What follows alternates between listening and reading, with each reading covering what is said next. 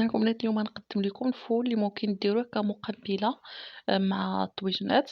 هنايا البنات عندي الفول اللي ديجا منقي، يعني محيدة له الجلفة ديالو، محتفظة غير بالحبة الوسطانية. ديجا هذا عندي كان في الكونجيلاتور، يعني يمكن لكم تاخدوه طري.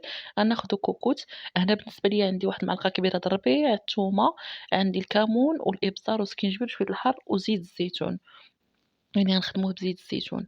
هاد الطريقة البنات سريعة وما تحتاجوش أنكم تفوروه، كيوجد تقريبا في ربع ساعة. حنا غنديرو الكمية ديال الفول، من الأحسن أنه يكون الحب كتر ما تكون فيه القشرة.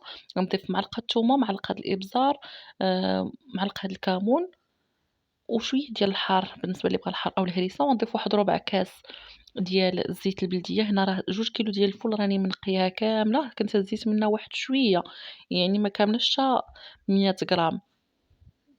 يعني هذه هي الكمية اللي خرجات ليا. بالنسبة ليا هنايا البنات غنديرو على الكوكوت، غادي نديرو له واحد 2 كيسان حتى 3 ديال الما. ما نفوتوش 2 كيسان ونسدو عليه ونخليوه يطيب حتى يتعلق، حتى يتنشف المريقة ديالته وتبقى فيه غير الزويته، وتقدموه كمقبلة كيجي لذيذ بزاف بهاد الطريقة.